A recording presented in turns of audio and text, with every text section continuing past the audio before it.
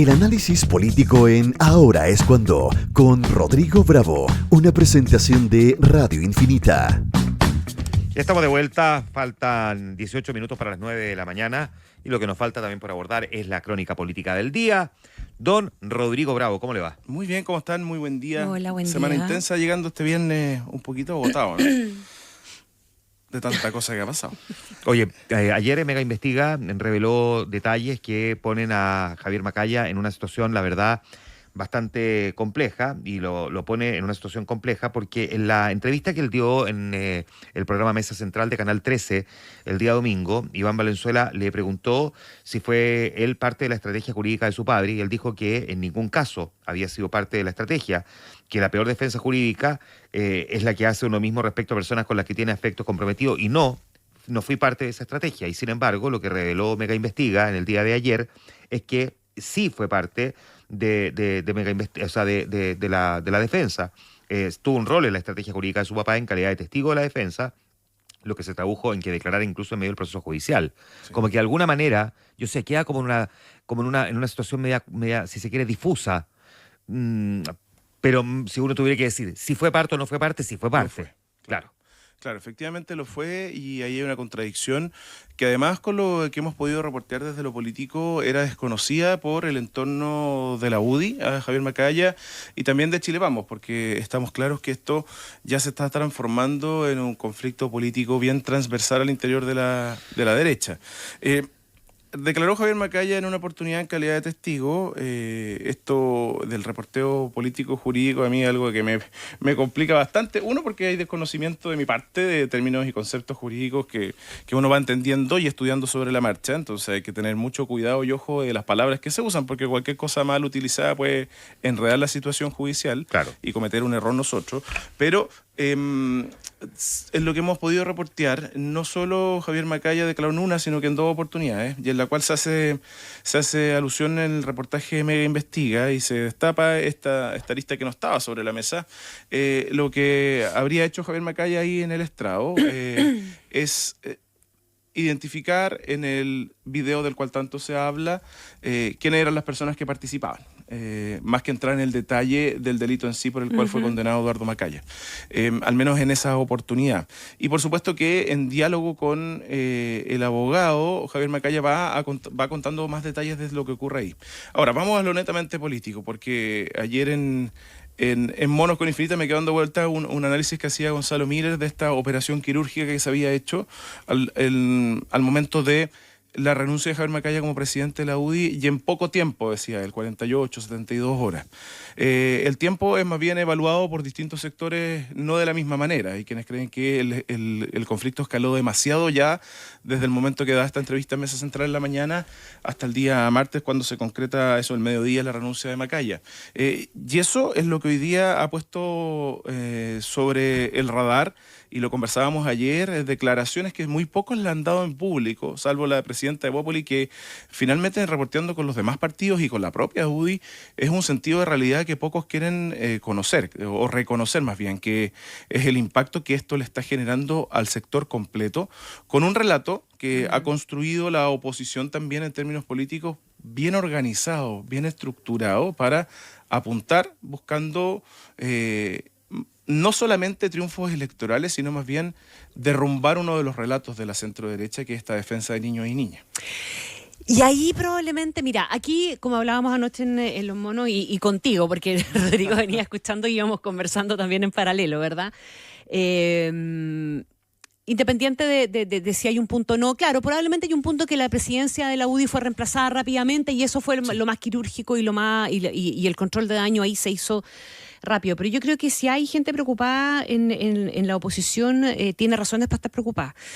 Aquí va a haber oportunismo político de cualquier parte, lo hubo con el fuego amigo, ¿verdad? Porque hay que decir que dentro de la propia oposición hubo fuego amigo rápido, interno, y todavía hay gente inquieta, y en el oficialismo también lo hay, y lo va a seguir habiendo, y con argumentos mejores o peores se van a aprovechar, claro, esa oportunidad, ¿verdad? De las crisis se sacan oportunidades, también al la revés, y oportunidad al revés pasa mucho. Sí, este gobierno las oportunidades las convierte en crisis. Y la oposición también en esta Sí, pasada. en digamos. la oposición, sí.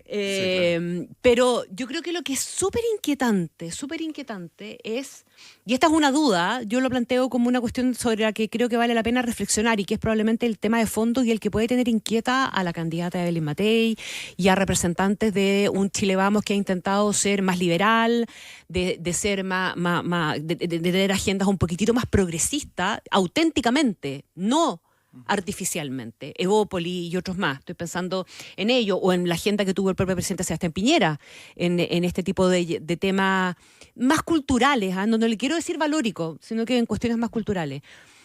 Porque aquí hay dos cuestiones que quedan puestas en entredicho y la credibilidad de la agenda programática de este Chile Vamos, renovado, la nueva generación que representa Javier Macaya, entre otros, etcétera, queda puesta en cuestión en relación a dos temas súper relevantes. Uno, el tema del abuso, de la cosa, no solamente a nivel infantil, sino que a cualquier nivel. Sí.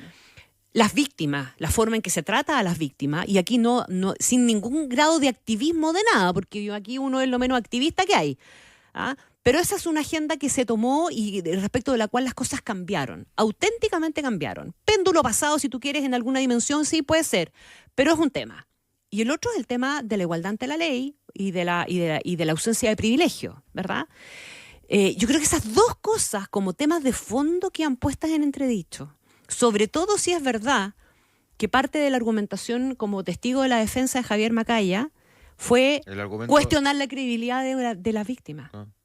Deslegitimar la credibilidad de las víctimas. Con esta idea de que era una niñita agrandada. Eso quedó despejado en el tribunal. Está bien, pero independiente que haya quedado despejado o no, fue parte de su argumento como testigo. Ese es mi punto. Porque, claro, bien hace la justicia en desacreditar ese tipo de versiones, digamos, ¿verdad? Bien, punto para la justicia. Pero todavía puede ser concebible que como parte de la argumentación, en un caso como este, ¿alguien puede esgrimir que la víctima era una agrandada? Exacto. ¿Que usaba pañoleta verde y que por lo tanto se merecía que la usaran? No, eso lo estoy poniendo yo, es una pregunta. Creo que ahí hay una cuestión de fondo que es muy mala y que por eso también hay mucha gente inquieta en el sector. Y con ese, claro, mira, hay algo que con el reporteo desde el día domingo en adelante, ese relato, antes de que lo conociéramos con la investigación de Mega Investiga, la publicación de este reportaje, es un relato que se repite en el reporteo en varias personas de la centro derecha que han conversado con Javier Macaya y algunos dicen yo transparento la opinión que yo he recabado de los antecedentes de Javier Macaya y otros que dicen es más bien esto la repetición del relato que nos enteramos después con este reportaje. Entonces esa estrategia de deslegitimar a la víctima es uno de los argumentos que intentó poner la defensa de Eduardo Macaya sobre la mesa. Y como dice la Connie, es eso lo que ayer, solo desde el Frente Amplio, me atrevería a decir, salieron a refutar. Me costó ver declaraciones de otros sectores políticos. Y eso también es algo que está enredando las cosas. Y fíjate que, porque además, no sé si coinciden conmigo, Connie y Rodrigo, pero la duda que a uno le quedó el domingo era si Javier Macaya no había diseñado realmente una buena respuesta frente a las preguntas que inevitablemente le iban a hacer cuando fuera a dar una entrevista después de que su padre haya sido condenado y que por lo tanto se metió en un jardín y terminó diciendo lo que dijo sin haber reflexionado comunicacionalmente cómo debía abordarlo, o por el contrario, estaba convencido que lo que iba a decir fue lo que finalmente dijo.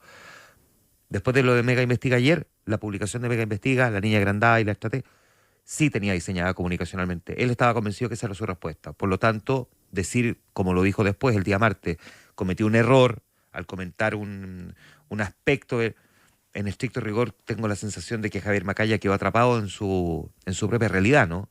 O sea, no cometió un error. No fue un error comunicacional, no es que dijo algo de más. Esto es parte de lo que él cree, en el fondo. No es un error de haber construido mal una frase, haber dicho una cosita de más porque se equivocó, y lo mismo que le pasó en Mesa Central. Esa duda yo la tuve hasta antes del reportaje Mega Investiga. Si lo que le pasó con Iván Valenzuela el domingo fue que no tenía realmente preparada una respuesta, y decía, pero ¿cómo? Si es un político avesado, ¿cómo no tiene preparada una mejor respuesta cuando le van a preguntar por su papá? Claro. Y después de Mega Investiga sí la tenía preparada, y dijo lo que quería decir.